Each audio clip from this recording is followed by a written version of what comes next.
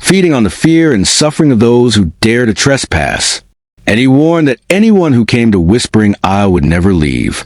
As they read the journal, the crew began to realize the true horror of the situation. The whispers grew louder, more urgent, and the shadows seemed to take on a life of their own.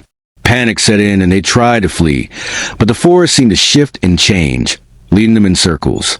The island was trapping them, just as it had trapped Jonathan Hawthorne. One by one, the crew members began to disappear. Some were dragged into the underbrush by unseen hands, while others simply vanished into thin air.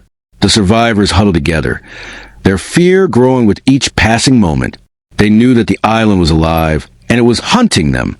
Captain Blackwood, now a broken man, finally admitted that they had made a terrible mistake. "We should never have come here," he muttered, his voice trembling. "The island is cursed." But it was too late. The whispers had become a deafening roar, and the shadows were closing in. The last entry in Jonathan Hawthorne's journal seemed to come to life, as if the words themselves were reaching out to drag them into the abyss. In the end, only one man made it back to the shore, his mind shattered by the horrors he had witnessed. He was found by a passing ship, babbling incoherently about whispers and shadows.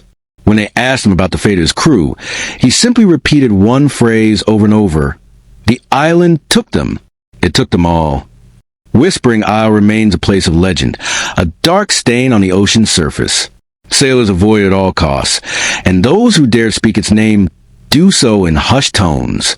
For it is said that the island is still waiting, its hunger never sated, its whispers forever calling out to those who would dare to trespass. And so, the horror of Whispering Isle lives on, a reminder that some places are best left undisturbed, and some secrets are better left buried.